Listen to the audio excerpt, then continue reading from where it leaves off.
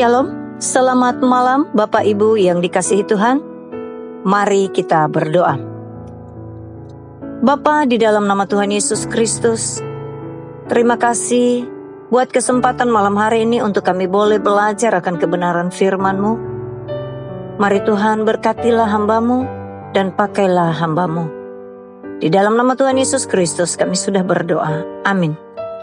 Baik Bapak Ibu yang dikasihi Tuhan, malam hari ini kita akan kembali belajar akan kebenaran firman Tuhan yang terdapat di dalam Mazmur nomor 41 ayat yang pertama sampai dengan ayatnya yang ke-14. Mazmur nomor 41 ayat yang pertama sampai dengan ayatnya yang ke-14. Malam hari ini kita akan membaca di dalam ayatnya yang keempat. Demikian firman Tuhan. Tuhan membantu dia di ranjangnya waktu sakit, di tempat tidurnya kau pulihkannya sama sekali dari sakitnya. Tema kita pada malam hari ini kehendak Tuhan bagi kita. Bapak Ibu, menderita sakit atau mengalami penderitaan tubuh yang disebabkan oleh penyakit, itu bukanlah kehendak Tuhan, karena Dia tidak senang melihat umatnya menderita.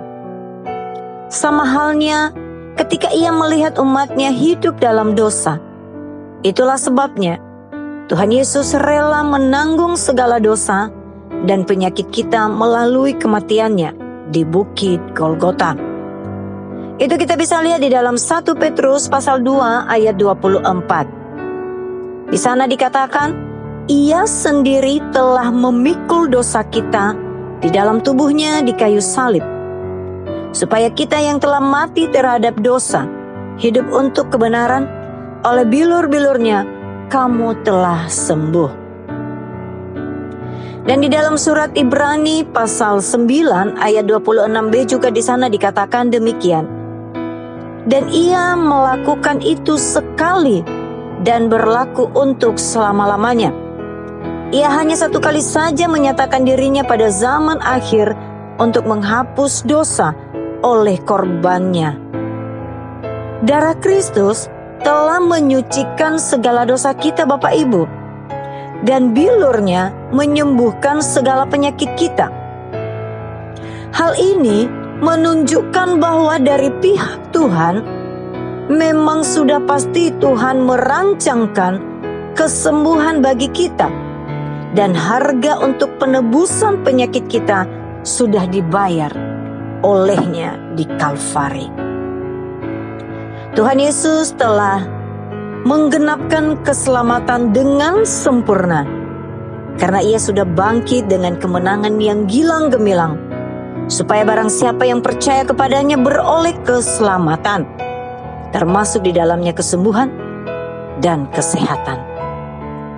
Jika saat ini di antara kita ada dalam penderitaan sakit penyakit, mari berpegang teguhlah pada kebenaran firman Tuhan ini.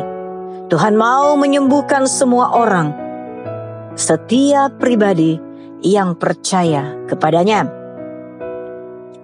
Bapak Ibu yang dikasihi Tuhan, tidak ada alasan sedikit pun bagi kita untuk ragu dan bimbang terhadap janji firman-Nya. Sebab Tuhan bukanlah manusia yang mudah sekali ingkar janji, dan Allah bukan orang yang suka berdusta. Allah bukanlah manusia sehingga Ia berdusta. Ia bukan anak manusia sehingga Ia menyesal. Masakan Ia berfirman dan tidak melakukannya? Atau Ia berbicara dan tidak menepatinya?